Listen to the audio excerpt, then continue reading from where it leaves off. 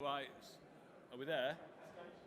Okay, we're now quorate with Lee, are you stepping in? a group of people dialing in with ability to interact with the meeting, which makes it a legitimate AGM because we have people who can ask questions and can interact with us that way. So we'll now hand over to James Sheridan, who's going to chair the AGM.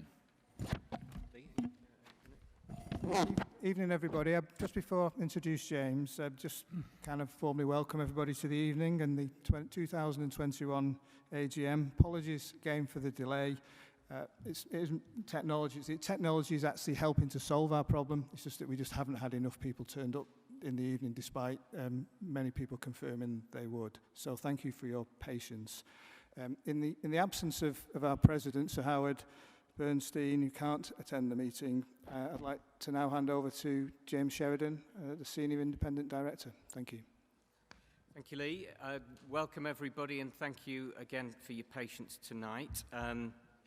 So I'll deal with the formal business of the AGM this evening before handing over to Andy at the end of the meeting for a Q&A.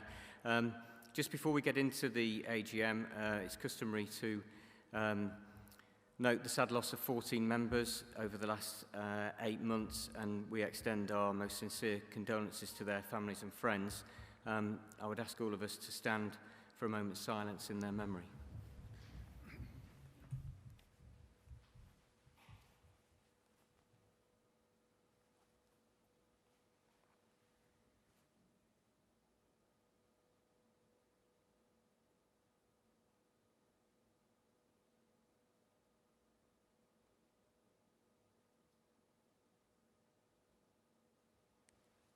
Thank you, ladies and gentlemen. Okay, so just given the delay we've had, I'm going to try and get through the formal business as quickly as I possibly can. Those of you who've been at AGMs before will be familiar with it. It's relatively procedural, and we've also received a lot of proxy votes, so we can get through the formal business quickly. So the minutes of the AGM held on the 5th of October 2020 have been circulated to all members. We haven't received any questions in advance of the meeting, but I just want to check with members who are present if anybody has any questions that they want to raise in relation to the minutes. Okay, so we'll take the minutes as approved, and you can sign them as a correct record of the meeting, Lee. Thanks, James.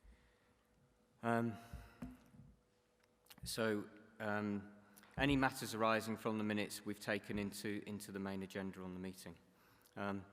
So next item of business is the club chairman's statement. So I'll invite Chairman Andy Anson to speak to the meeting. Thanks, James, and good evening, everyone. Apologies for the delay. Just quickly to introduce everyone who's up here. Obviously, you know Paul Allott as our Director of Cricket, Maurice Watkins, long-time board member, myself, James Sheridan, who's been on the board for a few years, Lee, and Daniel Gidney, our CEO. And Les Platts is at home, is dialed in to this meeting, the treasurer of the club as well, so just so you're aware of that. Just quickly, I'd like to start with just to say what a massive honour it is for me personally to be chair of Lancashire Cricket Club, a club that I've supported since I was a kid. I was a junior member here. My parents were both long-term members of the club, and it's something that's in my blood. I'm a proper Lancastrian, and it's a massive honour. I remember as a kid coming to watch Clive Lloyd, Farouk Engineer et al. In Gillette Cup games, John Player League games and all that, and just falling in love with the game of cricket. And fortunately, one of my sons already is playing a lot of cricket as well, so I still follow grassroots cricket. But those were great days. We were winning lots of trophies, we had lots of excitement, and they were happy times. And this is something that we all aspire to today for Lancashire. And in fact, I'd say it's top of our priority list. When I look at our strategic priorities, the success of the cricket team and the cricket teams with the men's and the women's teams is an important priority for all of us. So although for me it's an honour, it was also a sad time for me to come in as chair of the club. Obviously, with the passing of David Hodgkiss was a tragedy for all of us. I didn't meet David Hodgkiss, but I've only heard great things about him, and he clearly left a fantastic legacy for the club, and it's my honour and my duty to do that legacy proud and to do David proud. And I'd like to send my best to his family and hope that they're doing well despite the sad times that they've had recently. Being forced to deal with the pandemic that took David's life and has taken so many other lives and has created a really turbulent time for everyone has been difficult for Lancashire Cricket without doubt. But it's a true testament to everyone who works here and to the members that everyone pulled together to actually see the club through a difficult time and has seen the club come out the other side in good shape. And that's because everyone worked together, everyone pulled together. There was a solid financial base because of the business that's been built up over several years. And it's now allowing us to thrive and look forward to a positive future here at Emirates Old Trafford. It's been a sense of frustration for me that because of the pandemic, I've not got to meet you, the members, or indeed many of the members of staff here at Lancashire because everyone's been working remotely. I have been coming in to have meetings with Daniel regularly, and I have been able to watch some cricket from behind glass windows. But I'm looking forward to actually getting to meet more and more people as things open up. From a financial perspective, we recently published the club's annual accounts, and we reported a small surplus of £106,000 for the year ended 31st of December 2020. And we can reflect positively on how the club has got through that last year in positive shape. And actually, as we look forward, we're in a very strong position from a cash flow perspective, and things are looking good. But there were difficult decisions we had to make from a cost management perspective. We did have to make use of the furlough scheme throughout last year for many of the members, the people who work here. But we did also have 21 days of international cricket played behind closed doors at Emirates Old Trafford. And that was unprecedented, clearly. That, it'd be lovely to have that much international cricket here every year. But that really helped as we saw England, the West Indies, Pakistan and Australia all come here and stay in the Hilton Garden Inn Hotel. And everyone involved in the operation of Emirates Old Trafford at that time did an amazing job. And I think especially the ground staff, I think we'd all agree that the way the wickets were prepared for every format of cricket was absolutely exemplary. And our guys did themselves proud. And I think everyone involved in the world of cricket reflected on that with great positive energy. So let's hope that behind closed doors is a thing of the past. And it's great to see supporters back in the stadium today. We're only allowed to have up to 4,000 people in Emirates Old Trafford at the moment. We're hoping as we get to the end of June that will open up and we'll be able to have bigger crowds back in the stadium. We're working closely with the ECB and the government to make sure that we're on top of things and that when we are ready to go, we can do it with the confidence that this is a safe environment. We've got some big cricket events coming up. Obviously, the Roses game here is a big event, and it's fantastic to be sitting here with a lead of 191 runs. So great job, Glenn and the team, for getting into this position. Let's hope we can finish Yorkshire off over the next couple of days and put them to the sword. That would be nice. We've got other county championship games. We've got the Vitality Blast campaign due to start. We've got the England-Pakistan IT20 coming up, and then the final test match of the summer in September on its scheduled date between England and India. Daniel nearly had a heart attack when the ECB called him last week to say that they were thinking of moving that date. I think we're now confident that will be in September. That's not something that should have even been discussed, to be honest, but we are confident that will happen in September. It was also good today to see that the Hilton Garden Inn Hotel back in full swing. It looked like every balcony of the hotel was full today. And that's an important part of our business. Getting that hotel back up and running and fully operational is important to the whole club because the hotel, the point here and these amazing facilities are vital in contributing to the profitability of this business and allowing us to operate as a cricket club as efficiently, as effectively as we can. So it's fantastic that these businesses are looking good. We've got lots of reservations in for hospitality bookings in the point and in the hotel as we look forward to the rest of the year. So fingers crossed the whole thing can get motoring again and the whole of Lancashire Cricket and the whole organisation can work again effectively. The cricket is important, and as I say, we're very focused not just on any single form of cricket. We want to be successful at red ball cricket, white ball cricket, and it's been fantastic to see the start that we've made in the county championship. And I'll have to keep getting the sponsor names right, as Daniel's going to be kicking me on the table, the LV Insurance County Championship. Currently unbeaten with 3 wins and 3 draws. Let's hope it can be 4 wins and 3 draws after this, and we'll be clear at the top of Group 3. And as I said, we're just a couple of weeks away from the start of the Vitality Blast. I think we've got a great team for that in place. We've got some good news, Josh Butler playing in the team. We've got Finn Allen coming over from New Zealand, who's coming over next week and will be ready to start. We were hoping in the white ball format in the 50-over game that we'd have Shreyas Iyer coming up. He's recuperating from a shoulder injury, and we're trying to help him get through that, but there's obviously quarantine restrictions, etc. We're still hoping he might make it, but there is some doubt about that. But what I think is particularly exciting is the young blood in the team, and it's something that's absolutely vital to the success of Lancashire cricket, is that these young players who are coming through continue to get opportunities and continue to thrive. And there's so many of them getting opportunities now, and they're all doing themselves proud. I think we've got great strength in depth. We were just discussing at the board today how there's some great players in the second 11 who are desperate to get in the first 11. They're performing very well. And that's a great situation to be in, and it's something we'll continue to focus on.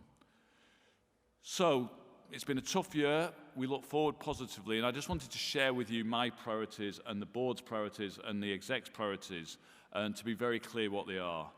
The first one is the success of our elite cricket teams, without a doubt, both in the men's game and the women's game, and we're very keen to make sure that is always the #1 priority of the board and the whole management team here. Coupled with that is the development of our talent pathways, making sure we have a steady stream of young players who are ready to take that step up and get into the first and second 11. And I think that the foundation, working closely with the club, has done a brilliant job of building those talent pathways. And it's very exciting to see that in action. The next priority for me is securing a second home for the county. It's been very apparent in all my discussions with Paul and Glenn and the cricket staff that finding a permanent second home is important. It's difficult to manage the second ground, the grounds that we need when we can't use Emirates Old Trafford. We've been talking to Lancashire Council, and we have a specific project in mind which is moving forward well, and we hope we have specific information to share with you soon. But that would include 2 cricket pitches, a pavilion, and be a permanent second home in the heart of the county. And something that I hope we can all feel good about. When you look at the other counties around that have those second homes, they are very well used and they're very important to the success of the individual counties. The ongoing development of Emirates Old Trafford is the next priority.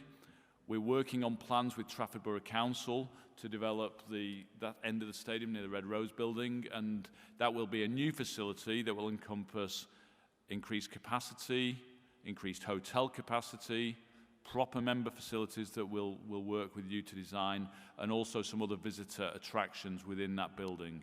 So that's a project that's going to go into Trafford Council in the next couple of weeks, and we're optimistic that we'll get that through and have further development to Emirates Old Trafford.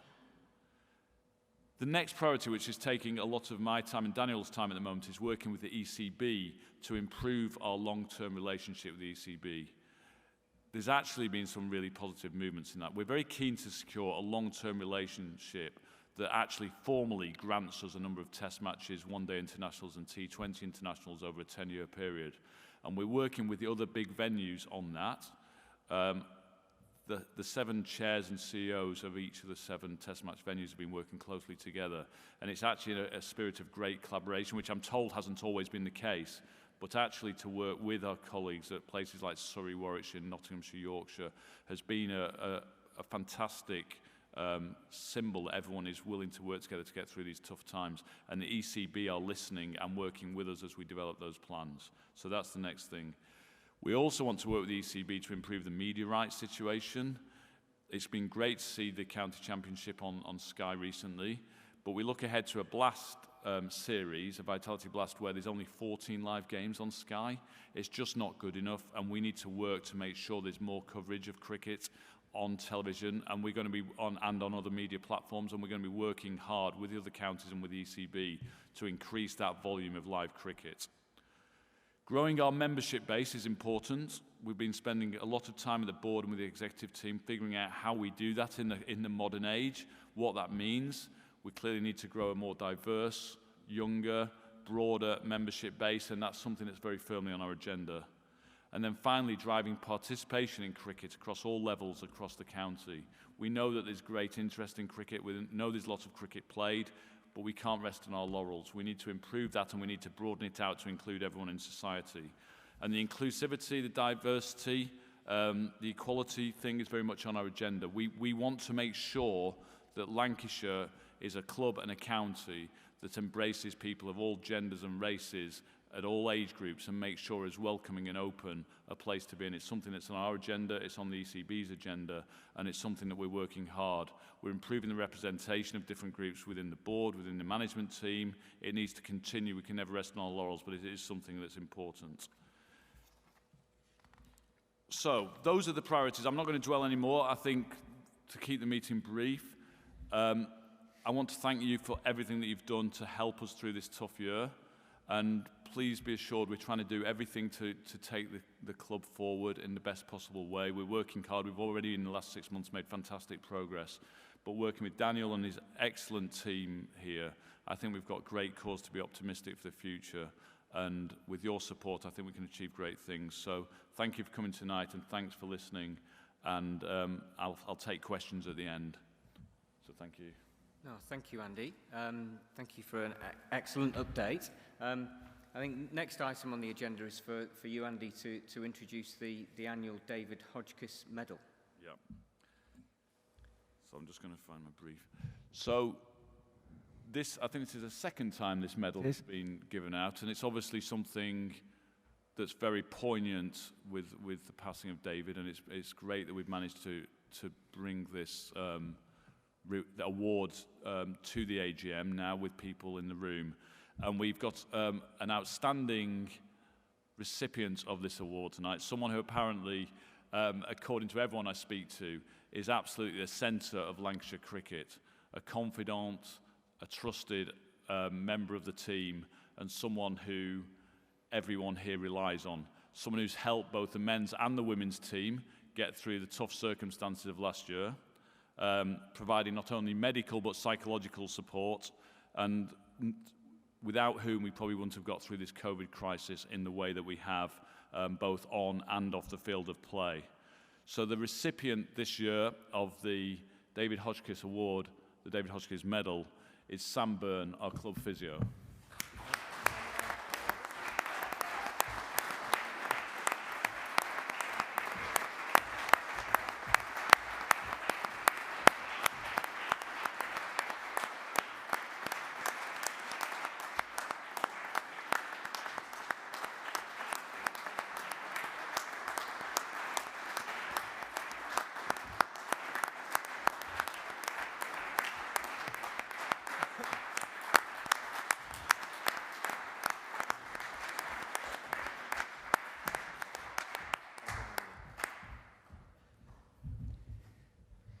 Fantastic. The great thing is that I know Sam has been brought to this meeting under false pretenses. That's why there's a great deal of hilarity over in the corner. But I know from personal experience what a fantastic role Sam has in the club, but also the help he gives to his patients. Sam, I know you know why I'm saying this, but your passion, your commitment, the professional skills that you've got are hugely valued. So thank you for everything that you've done for everybody.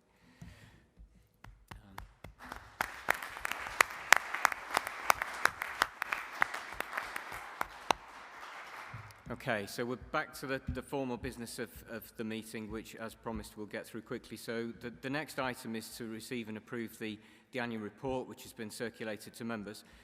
Lee, have there been any questions from members in relation to the accounts? No.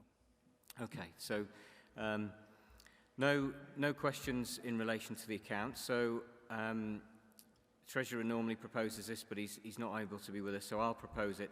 So my proposal to the meeting is the adoption of the report of the board and the financial statements for the year ended 31st December 2020, together with the auditor's report on those accounts. Lee, will you second the motion? Yeah, I second the motion. Okay, so the proposal to put to the meeting is that the report of the board and the annual report and accounts for the year ended as stated earlier, together with the auditor's report, is approved.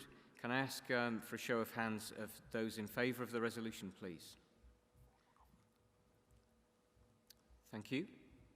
Anybody against the resolution? Okay, thank you. Lee, have we received some proxy votes in relation to that? Yeah, I mean, for all of the motions, there were 373 proxy votes received, and for this particular resolution, there was 372 for and 1 against. Okay, so there were no votes against the resolution, so I declare the resolution passed. Now hand over to the next item on the agenda, which is the re-election of Sir Howard Bernstein as President. I'll hand over to Andy to introduce this item. Thanks, James. Yeah, formally, I would like to propose the re-election of Sir Howard Bernstein as President of the club, someone who's been a great counsel and guidance to all of us during this tough time. And I would hand over to Maurice. Would you second that? Yes, I have great pleasure in seconding the motion. So the proposal to the meeting is that Sir Howard is re-elected as President. I would ask for a show of hands of those in favour of Howard's re-election. Thank you. And a show of hands against that resolution. Okay, I can't see any votes there. Lee, the proxies? Again, in terms of proxy votes, there were 367 for and 6 against. Okay, so I declare that resolution passed. Next item on the agenda is the re-election of Les Platts as the Honorary Treasurer of the club. Maurice, please, would you introduce the resolution? Yes, I have pleasure in proposing the re-election of Les Platts as Honorary Treasurer for a further 2 years. I'd also like to mention the amount of work that Les has done over this last period when he had to stand in as acting chair on the sad death of our chairman. So I propose the re-election of Les Platts as Honorary Treasurer for a further 2 years. Thanks, Maurice. I'm happy to second that proposal. So I'd like to put to the meeting the proposal that Les is re-elected as the Honorary Treasurer for a further period of 2 years. Again, a show of hands, please. All those in favour? Thank you. Anybody against that resolution? There's no votes. The proxies, Lee? Proxies 368 for, 5 against. Okay, thank you. So I declare that resolution is passed. Okay, next item on the agenda are some board re-elections. So again, hand over to Andy to propose the re-election of Andrew Flintoff as a director. I would like to formally propose the re-election of Andrew Flintoff to the board. Daniel, are you going to second that? I'm happy to second that motion. Okay, so the resolution to be put to the meeting is for the re-election of Andrew Flintoff to the board. Again, a show of hands, please. All those in favour? And any votes against? Okay, I can't see any. Lee, the proxies? Proxies 344 for the motion and 29 against. Okay, so I declare that resolution passed and Andrew re-elected to the board. Maurice, you're going to take the next item, I think. Yes, I'd like to formally propose the re-election to the board of James Sheridan, who's acting as chair this evening and is the Senior Independent Director on the board. Thanks, Maurice. Les was going to second that. So, Daniel, can I ask you to... oh, it's Paul. Yeah. Sorry. I'd like to second that proposal. Thank you, Paul. Maurice, you're going to put the resolution to the meeting? Yes. So I put to the meeting the re-election of James Sheridan to the board is approved. All those in favour? Do we have anybody against? Thank you. As far as the proxies were concerned, it's 358 for and 15 against. Okay. Next item of the agenda is the election of John Abrams to the board. So I will hand over to Andy to propose that resolution. Yeah, it gives me great pleasure to actually formally propose the election of club legend John Abrahams to the board, someone who's already helping us a lot. This says Les Platts to request us. Paul's going to say. It's me again. Sorry, Paul. Sorry, Paul. It also gives me great pleasure to second the proposal of John Abrahams, the Lancashire legend, to the board. Okay, so the resolution to put to the meeting is that John Abrams is elected as a director of the club. A show of hands, please, for all those in favour. Thank you. And anybody against the resolution? Okay. The proxies were 363 for and 10 against. Okay, so I declare that resolution passed. Next item on the agenda is the election of Andy Anson as a member of the board. I'll propose that. As you know, we undertook a search last summer for a new chairman to replace David after his very sad loss. We were determined at the time to make the best appointment we could for Lancashire cricket, somebody with a heritage in the sport industry and the entertainment industry. But in particular, I think we were looking for somebody with the skills and gravitas to be able to really bring to bear Lancashire cricket's influence in the broader game, and particularly with the ECB and indeed at governmental level. And in Andy, we found somebody who already has made a telling contribution on the board in the time that he's been on it, and is really delivering for us, as you've heard from his remarks in his chairman's statement. So I'm delighted to formally propose the appointment of Andy as a director of the club. Morris, would you second that, please? Yes, I have a great pleasure in seconding the proposal that Andy Anson be elected to the board of the club. Okay, thanks, Morris. So the formal proposal is that the election of Andy Anson to the board of the club is approved. Again, a show of hands, please. All those in favour? And anybody against that resolution? Okay, there's nobody against. Lee? Proxies 3494 and 24 against. Okay, so I declare that resolution passed and Andy's election approved. Next item on the agenda is the election of some vice presidents. We've got 3 candidates for election as vice president. First proposal is from me to elect Tim Johnson as a vice president of the club. Details of Tim's contribution to the club over the last few years have been circulated to all members with the notice of AGM, so I won't make a speech about Tim, but I would propose that we do elect him as vice president of the club and ask Andy to second that resolution. Yeah, it gives me great pleasure to second that proposal. Okay, so the proposal is that Tim Johnson is elected as a vice president. Could I ask those in favour to raise their hand? Thank you. And anybody against? Okay, no votes against. Lee? Proxies 3564 and 17 against. Okay, so I declare that resolution passed and Tim formally appointed as a vice president of the club.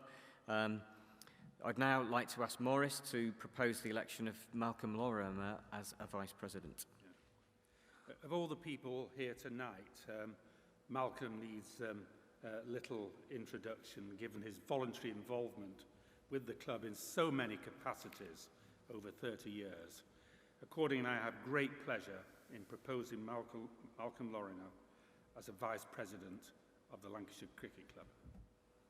Lee, would you like to second that? Yes, and I'm also very happy to second that proposal. So, the proposal is that Malcolm Lorimer is elected as a vice president of the club. All those in favour? And anybody against? No? So, the proxies, Lee? 3624 and 11 against. Thank you. I'd like to report that Malcolm gallantly didn't vote for himself, so that's a brilliant piece of behaviour, Malcolm. Well done.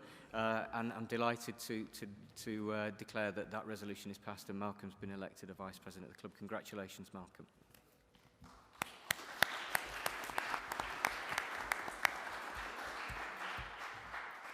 Next item is to propose... Next item on the agenda is to propose the election of Gary Yates as a Vice President of the club. Again, Gary's information on Gary was circulated with the members' pack, and as a former player, coach and an academy director of the club, I'm sure everybody in the room is familiar with Gary. So I'd just like to propose Gary's election as a Vice President, and I would ask Daniel to second that. Absolutely delighted to second Gary Yates' nomination as a Vice President of the club. Okay, so again, I'd ask for a show of hands, please. Those in favour of the election of Gary Yates as a Vice President. And those against? Okay, no votes against. Thank you, Lee, on the proxies. Yeah, 366 for and 7 against. Okay, good. So I declare that resolution passed and Gary Yates elected as a Vice President of the club. Final piece of formal business you'll be glad to hear is the reappointment of the auditors. And I'd like to ask Lee to propose that resolution. Yes, I'd like to propose that Hurst & Co. be auditors of the club until the conclusion of the general meeting, which considers their report on the annual accounts of the club for the year ended 31st of December 2021. Okay, and I'm happy to second that resolution, so I'll put that resolution to the floor. All those in favour of the reappointment of Hurst as the club's auditors? And anybody against? Lee, any proxies? Yeah, with the 374 and 3 against. Okay, so I'm happy to confirm that the resolution to reappoint Hurst as the auditors has been passed. So thank you everybody for your attention on the formal business of the meeting. I'd now like to hand over to Andy to cover questions from members, both received in advance and any from the floor. Yeah. Oh, should we do the received in advance first? Yeah. Yeah, okay. So we received a number of questions in advance, and we've got people allocated to answer them. I'll read the question out, then I'll hand over to the individual concerned to do the response. The first one is from Mark Hilton, a member. He says, members really enjoyed watching games at Lancashire's outgrounds. Given no spectators were allowed at Liverpool last year, why is the only first-team match outside Old Trafford, I'm sure he meant Emirates Old Trafford, being played at Sedbergh School, Cumbria, instead of at a ground with Lancashire's traditional boundaries? Paul, I'm going to give that one to you. Thanks, thanks, Andy. Look, we're really pleased that members appreciate Lancashire cricket being played at all the outgrounds in the northwest, and we're aware of the popularity. Having said that, playing at Emirates Old Trafford is always a priority from a cricket perspective. But there are occasions when Emirates Old Trafford isn't available due to international cricket or other events taking place at the ground. And we endeavour to play matches then at the most suitable venue available to us, taking in a number of considerations. So the Sedbergh fixture is our first match in the RL50, and that takes place 3 days after our ECB designated fixture against the national county side Cumbria. And these matches, pitting all first-class counties against national county neighbours, were originally deemed by the ECB to be home fixtures for the national county. And Cumbria arranged for this fixture to be played at Sedbergh. So, following on from that successful and well-received game in the County Championship in 2019 at Sedbergh, and considering that all the infrastructure was in place for the Cumbria match, and also given the fact that our grounds and operations team are fully occupied here for staging the IT20 Pakistan fixture, which is here on the 20th, it just made absolute sense for us to take notice of Sedbergh School's facility and utilise the ground for that Sussex match on the 23rd of July. Thank you, Paul. There's a second question from Mark Hilton. Will the club be supporting the return of before I just ask this, anyone at home who wants to submit a question, if you could do so now, because there's a little bit of a time lag. Once you've submitted it, please refresh your screens in the browser, and then that will get sent through to us, and we'll be able to take that over time. So, and then we'll pick those questions up. The second question from Mark Hilton. Will the club be supporting the return of 2 divisional cricket next year, and if not, why not? Paul, over to you. Thanks, Andy. Well, look, this current system that has really sprung out of the Bob Willis Trophy that was launched last year in these strange COVID times, has been adopted and enhanced for this year. And whilst the jury's out for all 18 counties, I think the system deserves a little bit of time to see how it will develop. And I think it allows counties to progress and develop their players without the constant threat of promotion and relegation. That can tend to degrees of short-termism and a reluctance to encourage young talent. And we take great pride in Lancashire in encouraging our talent, and it showed last summer in 2020 when we gave 7 players their first team debut. So I think by maintaining this current structure, it's easier to continue to give those young players a chance without losing sight of our aims and objectives, which is to qualify at the top of our current group and go through to the first division.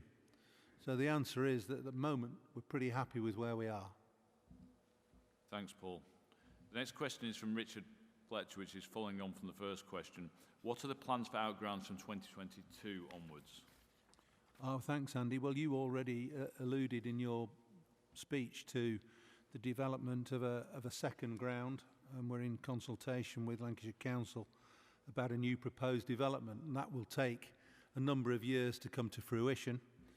In the meantime, we will concentrate our efforts on our current grounds, and we'll still utilise them if we do get a second ground development. So Liverpool, Southport, Blackpool and Sedbergh will all come into the equation over the coming years. And there's an increasing demand for outground cricket because Old Trafford or Emirates Old Trafford will be used for international cricket. There'll be a concert here as well next summer, and also international cricket, and the 100 takes place in July and August when we won't be able to use Emirates Old Trafford as much as we can. So it's very important that we continue to use Liverpool, Southport, Blackpool, Sedbergh, who are all very helpful to us in the staging of county championship matches, and in Liverpool's case T20 as well.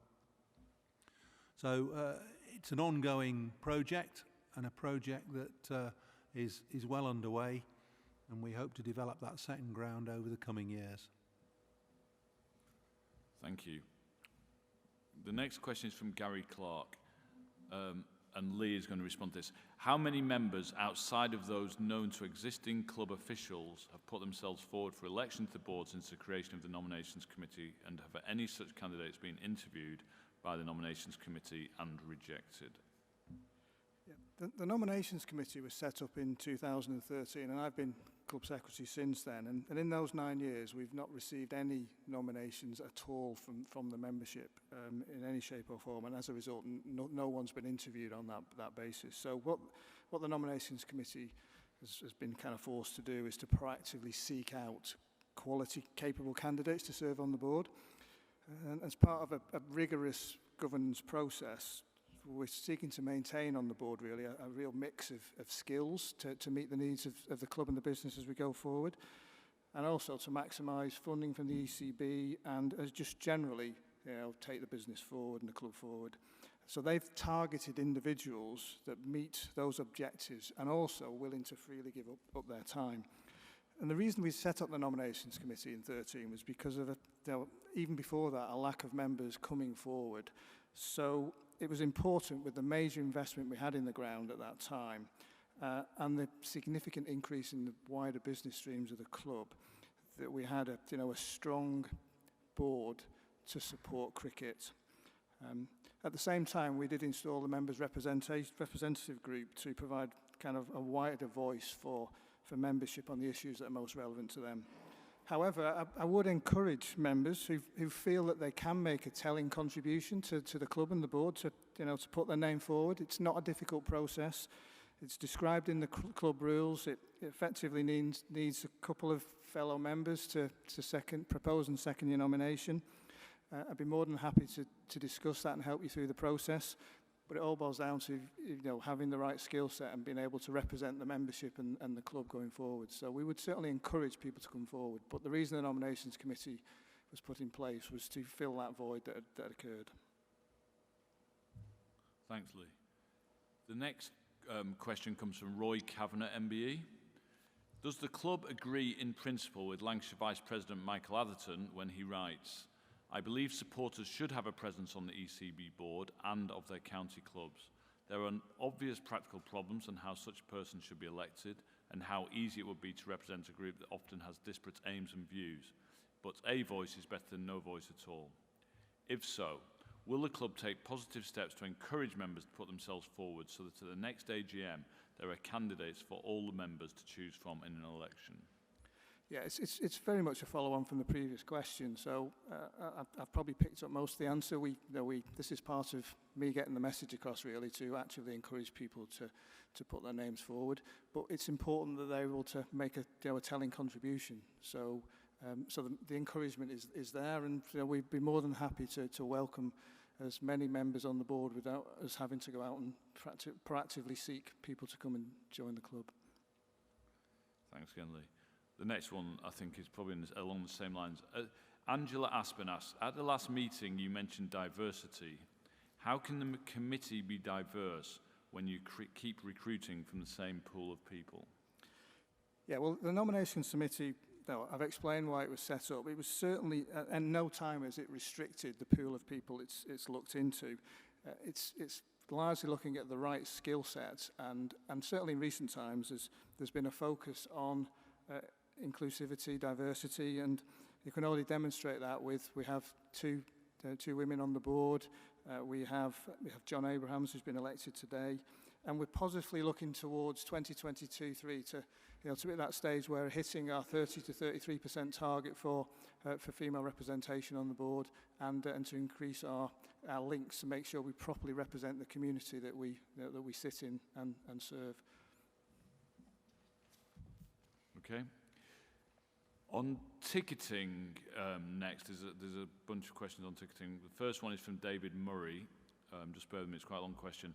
I fully appreciate the difficulties that have been caused by the COVID-19 pandemic and the need for online booking of seats to all games that take place prior to June 21st, government regulations permitting. However, why could the club not allow members, guests, together with general sales customers to choose their seats within Emirates Old Trafford? This would have been a simple task by opening up the stadium plan on the booking site and simply opening up certain seats for bookings, thus ensuring social distancing together with giving members, guests and customers the opportunity to sit where they would like within the open stands. And Angela, oh, you're there already? Yeah. Yeah, thanks, Angela. Hi, everyone. Yeah, COVID's certainly thrown up a number of challenges over the past year that we've had to navigate our way through, and it's certainly not been an easy task. Unfortunately, at the time of going on sale with the blast matches, we didn't have the confirmed capacities available or have exact government guidance on how fans would be socially distanced within the stands. We therefore went on sale with these matches based on members booking a stand rather than a specific seat, as we felt that this was the most sensible option given the uncertainty at the time. Now that we have clearer guidance for the blast matches taking place between the 17th of May and 21st of June, we are working through allocating seats to each booking in the stand selected. These details will be communicated once completed. Post 21st of June, we are very hopeful that we'll be operating at 100% capacity, and this is how we are currently selling the 2021 blast matches. But as we won't have this fact confirmed until nearer the time, members of the matches, we're again selling to a stand rather than specific seats, then allocating seats once we have confirmation of capacities and any social distancing rules. Should capacities need to be reduced due to COVID and social distancing still be in place, we will allocate members' bookings first in order of booking date before any ticket buyers. This may also affect members' facilities, but we will confirm all these details should any reduction in capacities be announced. Thanks, Ange. The next question is from Robert Armitage. The new system for obtaining tickets online is tortuous and time-consuming. Can you please introduce an easier way for elderly members who do not have a mobile phone and have only basic knowledge of the internet to obtain tickets? Okay, Robert, thanks for your feedback. We do appreciate that not all members have access to a smartphone or may only have a basic understanding of how to use the internet. And whilst we have introduced the Tix and Go app where members can download digital tickets, we do have the print at home ticket option available also. We appreciate that this is a step forward for some and very mindful of the challenge this may pose. Please be assured that members can still call the dedicated members line to book tickets, and a member of the team will be happy to support you with your ticket purchase. We're continually reviewing feedback on all ticketing processes and will update members accordingly. We are looking at how to deliver member workshops in the very near future so that we can demonstrate how the app can be used to download tickets. All feedback is gratefully received so that we can improve our service to all members. And if you feel there is something more that we can be doing in terms of communication and learnings around these areas, feel free to let us know. Thanks, Ange. If you say we've got the question on membership. Simon Lowe asked, last year LCCC had to navigate very difficult circumstances and full credit must be given to the club's management and staff for the results from 2020. Can I remind the club, though, that it published the following statement about platinum membership? What if I can't afford to become a platinum member as money is tight? Will I be treated any differently because I can't afford to enter the platinum member category? Sorry, the platinum member category. The response was absolutely not. You are valuable to the club, and we understand that needs must in these difficult circumstances. The only difference will be those that have opted in will receive the extra benefits as outlined in the letter. There are, though, very important differences that have since come to light given recent decisions by the club. Platinum members have priority access to tickets for the Yorkshire game over even life members. Members who asked for a refund last year have not been allowed to attend or ask questions at the AGM. Did LCCC forget its pledge to members in taking these recent decisions, and what does it propose to do to put it right in the future? Okay, so just picking up on the first point first. In line with the club rules, eligibility to attend the AGM is restricted to paid-up members as at the end of the financial year. Therefore, those members who didn't renew in 2020 or who asked for a refund and then hadn't been renewed their membership for 2021 prior to the 31st of December 2020 would not have been included on the distribution list to receive the AGM papers.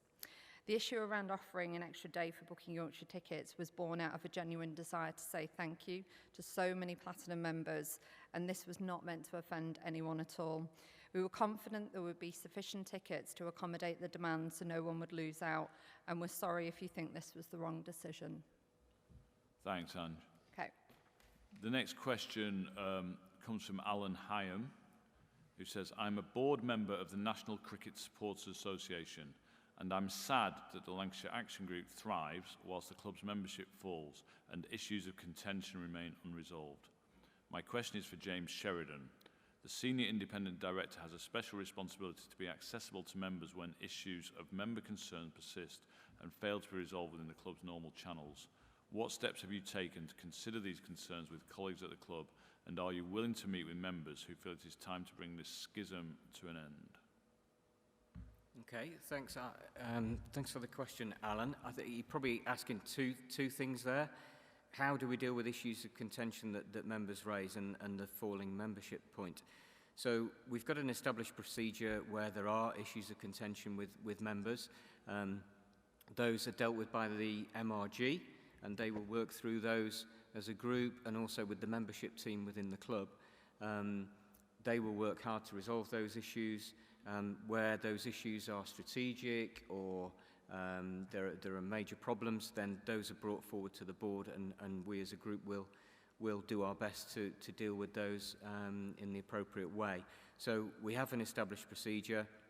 It's not a specific responsibility of mine as Sid, but the board is there, and we do pick up these things if they can't be dealt with by the exec team and MRG. In terms of the question you ask about falling membership, I mean, it's well documented the club's membership has fallen significantly from its high water point some years ago. Our membership isn't continuing to fall. It's been pretty solid and static for a number of years now. Having said that, doesn't mean we're happy with the level of membership that we've got. And you heard Andy say in his statement that we're committed to and passionate about building up our membership numbers again. So Ange and others in the exec team are working on a project to really win back our members, to develop new members. We're commissioning some specialist research into how best we should go about attracting new members to the club. We also speak to our county colleagues who have been proactive about growing their membership over the last few years, and we share best practices with them. So please be assured, Alan, and other members interested in this topic, that we're committed to actioning that, and the exec team are pressing on with it. In terms of access to the board, you only need to Google my name, and you'll get my contact details. If a member feels they want to email me or LinkedIn with me or give me a call, that's absolutely fine.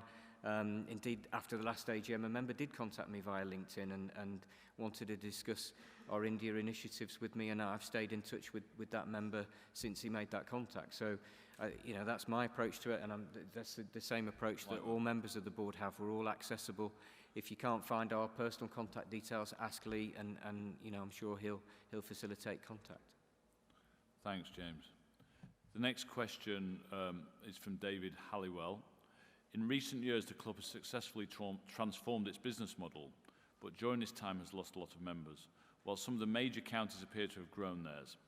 Has the club surveyed former members who have left in order to understand their reasons, and what plan does the club currently have to improve member facilities and to promote membership? And I'm going to hand over to Steve. Angie's going to do it. Oh, sorry. Hando. I'm going to hand over to Ange, who's going to answer that question. This is really following on from what James has just talked about, really, and it is really topical at the moment. So, yeah, Steve, Liz and I are all working around this in terms of the membership growth piece. So we've commissioned a working group, which is various representatives from the club, to look at really how we can grow our traditional memberships, but also identify further potential markets. So talking about really diversifying it, so families, younger people, to buy into memberships, potentially for T20s, potentially the 100, encouraging more people to come to internationals. And you're right, there are some other clubs that have increased their memberships, while others, including ours, have pretty much plateaued over the years and remain consistent throughout. So we've since spoken to 3 other clubs that have grown their membership and gained some insight around this, which has been quite insightful. And we're about to commission an agency to work with us to carry out some in-depth research across our membership base, which includes looking at how we can talk and bring back our lapsed members as well to understand why they left in the first place. We hope to have a report by the end of the season that will help us formulate a plan around membership growth, and subsequently a sales and marketing plan will be formulated around the results as well. As part of the new development that the Chairman touched on before, it's currently being submitted to Trafford Council Planning, and there will be a brand new members area which we hope that all members will like.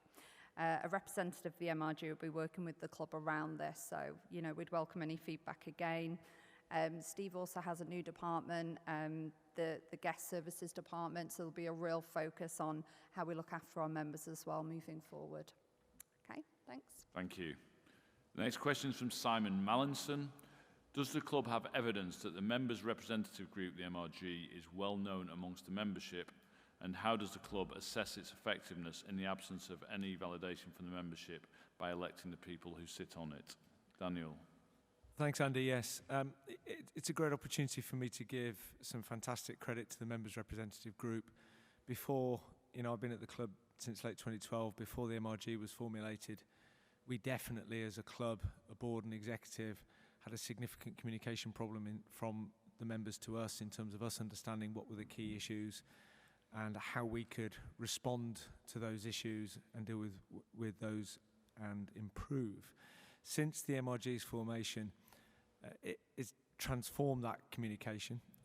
I can't tell you, they are all unpaid volunteers who give up a lot of their time for absolutely nothing, and without them it would be very, very challenging for us. We're running the club on a day-to-day basis, and we don't have 360-degree vision, and so actually having the MRG as our eyes and ears on the ground has been fantastic. I know today particularly we had, you know, Curtie, Joyce, Phil, and Chris Bent, yesterday Phil Gore, and actually these guys are eyes and ears on the ground. Well over 150 people came to see them today with specific concerns and issues, and they handled them with aplomb. We would not be able to properly function without the MRG, so I think they're absolutely fantastic.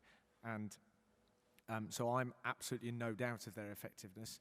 If you look at all of the published minutes, you will see the massive number of cumulative completed actions of items that they have brought to the club's attention and we've been able to deal with over the years that we wouldn't have been able to deal with or prioritise without their support and help. So, you know, on behalf of the club, I'd like to significantly thank them for their time and energy to support us. Okay. Yeah, you can.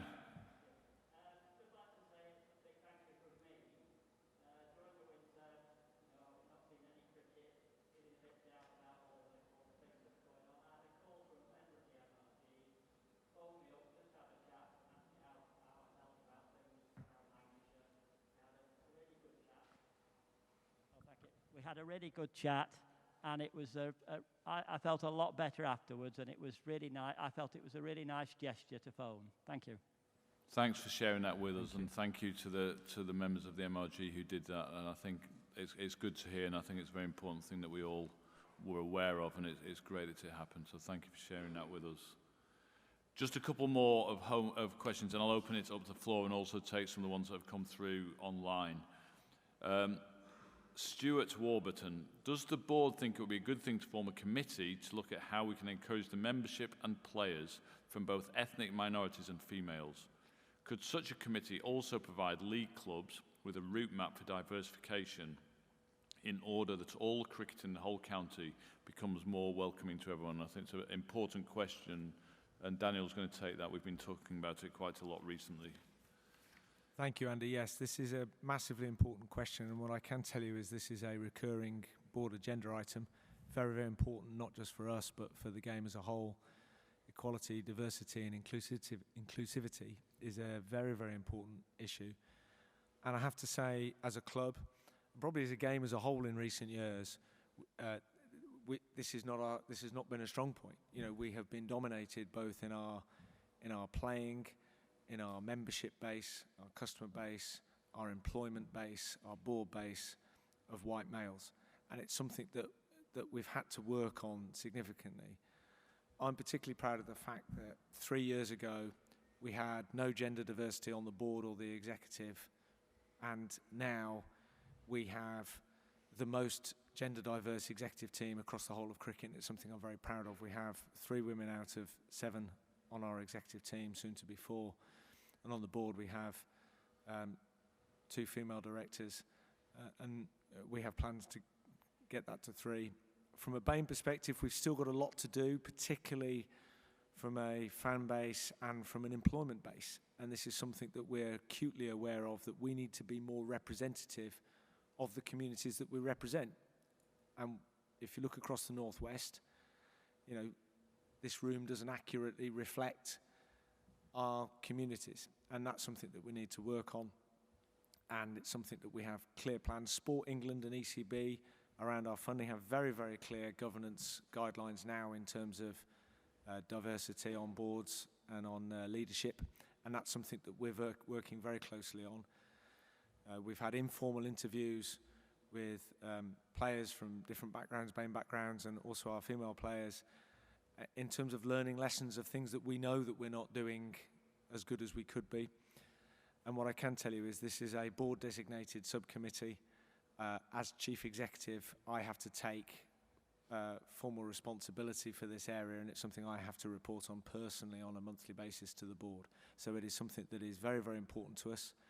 And what does success look like? Well, success looks like over the next 3 years that our club, our membership base, our fans, our board, our leadership team accurately reflect all of the communities that we represent and not just some of them. Thanks, Daniel. 2 more to go. Phil Orme, will the club commit to reform the members' representative group, the MRG, so that it is entirely elected by the membership instead of being chosen privately by club officials, and commit to total transparency in the minutes of its meetings with the club? This would make a significant difference to those members who feel that the group has failed to resolve the issues of concern for members. Daniel, yeah, I'm afraid I don't agree with the context of this question. Let's just be very clear. The MRG is currently any member can be nominated to join the MRG, and it is not privately agreed or chosen by club officials. I think that's something that's very important to point out. MRG representatives are chosen by the nominations committee. So those are people who aren't aware of the nominations committee. It has one board member, which is Sarah Tompkins. It has one completely independent individual, which is Tim Johnston. And it also has one member, which is Dave Taylor. So it's not privately selected by club officials, and anybody has an opportunity to apply. And I do believe that I would be surprised if you look at the cumulative number of actions and issues that have been resolved specifically and directly by the members' representative group. I'm not aware of a significant material issue that has not been resolved by the members' representative group. So, and MRG, you have a term for 3 years, and I absolutely urge, if there is anybody who has a burning desire, or if you know anybody who has a burning desire, who believes that their voices aren't heard or their concerns aren't heard, and that they want to seek nomination to MRG, please do so, and we'll be happy to give you the details of when the different terms are up and who can apply. Thanks, Daniel. Last one of the pre-entered questions. From John Walker, why have we a sponsor connected with the betting industry when cricket has suffered the worst of events with match fixing, etc.? Surely there must be better sponsors willing to support the club. Yeah, no, thank you for this question. Just for clarity, we actually have an advertising agreement with Betway at the moment, and actually I think last year, so it's not a sponsorship, I think that's very clear to make that distinction.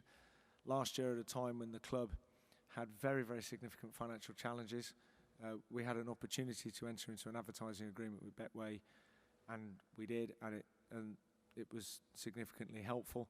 I think in terms of a wider commercial agreement or sponsorship agreement in the betting sector, this is something that the board are currently considering, and it's something that the board may decide is appropriate or not appropriate. But at the moment, we have an advertising agreement that's in the process of being considered, and we will obviously communicate with members in due time when that, if and when that policy changes. Okay, thank you, Daniel. So that's the end of the submitted questions. Before I come on to the ones from home, I'd like to start opening it up to the floor. You've all sat here very patiently, and I think rather than take the questions over the Zoom link, does anyone have questions that they would like to raise with us now from the floor? Can we get the... Steve has a radio mic. Let's just bring the mic so everyone can hear you. Can you tell us your name as well? Because I'm new, I don't know everyone, obviously, so... Stuart. All right, good. It's just not really a question, but an observation. As a wheelchair user, I have particular problems in booking, as we all do, because our carer's ticket is on a different member's number, so we can't book online easily and get the seats together. So we always have to ring up. It's very difficult to get through. And when we do, it can be very difficult to get seats in a place where you want to be with your friends. Having said that, I want to note that there is a problem coming up with the next next Vitality match, in the tickets. I was given a ticket on row 6. Seat 72, which obviously I can't get to. Oh, okay. My carer's ticket disappeared. Who knows where? I mean, there may well have been a ticket issued to them, but I don't have access to see where that is.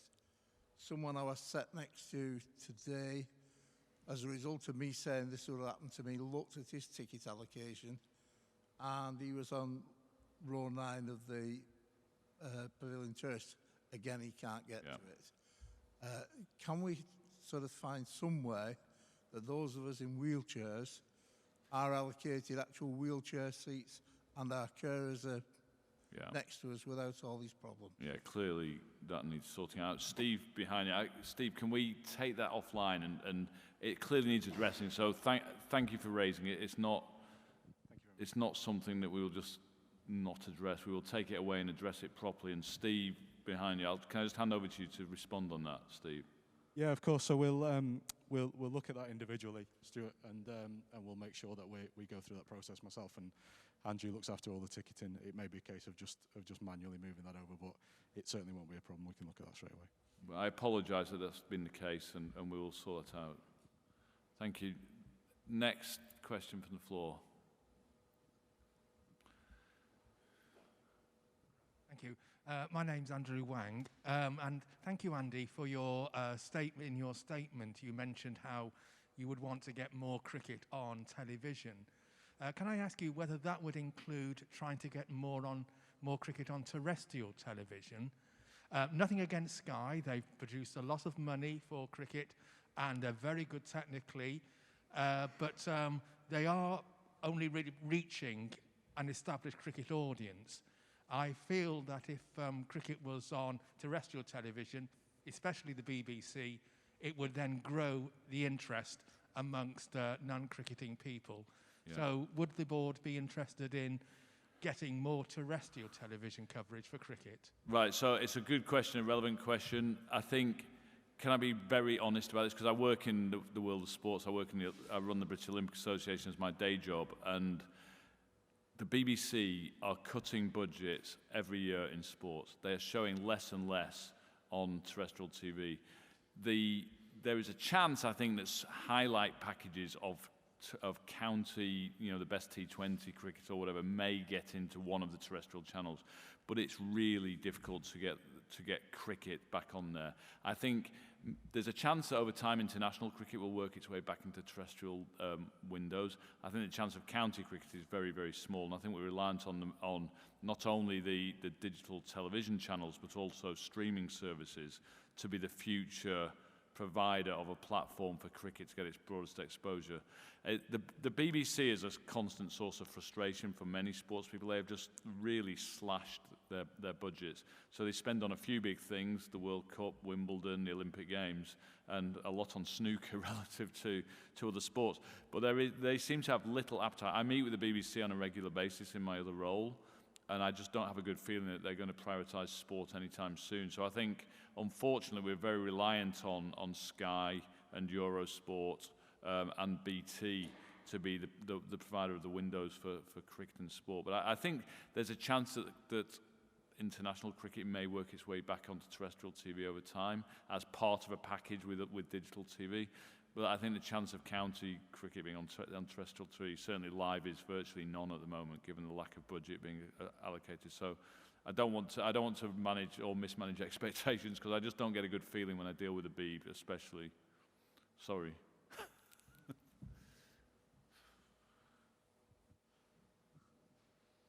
Sorry, next question, sorry.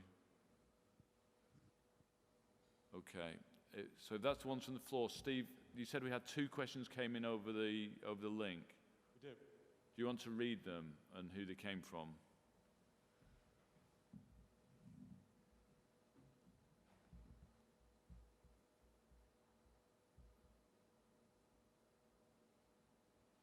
Okay, so the first question was from Stephen Swain, and it says, will there be a second chance for members who were misinformed about life membership when it was closed to take that option?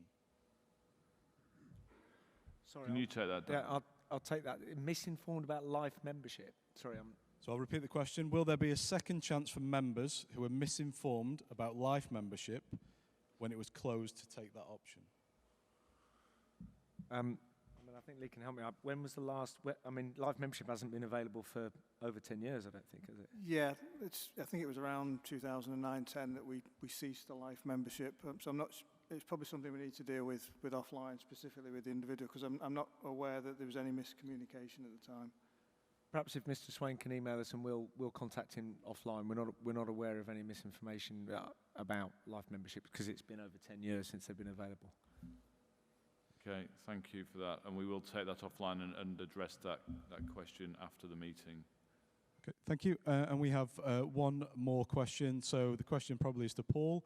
If Shreyas Iyer is not available for the Royal London 50 over competition, will we look to replace with another overseas player? Simple question. Yes, we could replace him with another overseas player. Whether that will be an Indian, of course, I've no idea, because of the current difficulties in India. We'd certainly look at what the squad strength would be, and we would consider where we are in terms of that current strength and then make a decision. But there won't be any decision made probably for the next month or so at least. And we're going to give Shreyas every opportunity to prove his fitness and hope he gets the situation in India gets a bit better and he can get into the country. Can't say much more than that. Yeah, I'll just add to that. It's very clear that the Shreyas Iyer does want to come and play for Lancashire, and already very communicative with Paul and the club. And it's, you know, we'd love to see him here. He's a top player, and he'd be a great addition. So hopefully that can work out. If not this year, then in the future. But it was a great coup for Paul to pull off through his contacts with Ravi Shastri. So well done, Paul, on that. So that's it for questions then. I guess I just look around the room and say, is there any other business from anyone? In which case, Daniel informs me that thank you for everyone for being so patient and for waiting, and I apologise for the meeting running late. We are offering free beer, wine and soft drinks, and the guys are going to come round now and bring that to you. If you want to stay and just have a drink, we'll be around for a short while. But thanks for your patience, thanks for coming along, and let's hope we finish Yorkshire off. Thank you. Thank you, everybody. Thank you, everybody.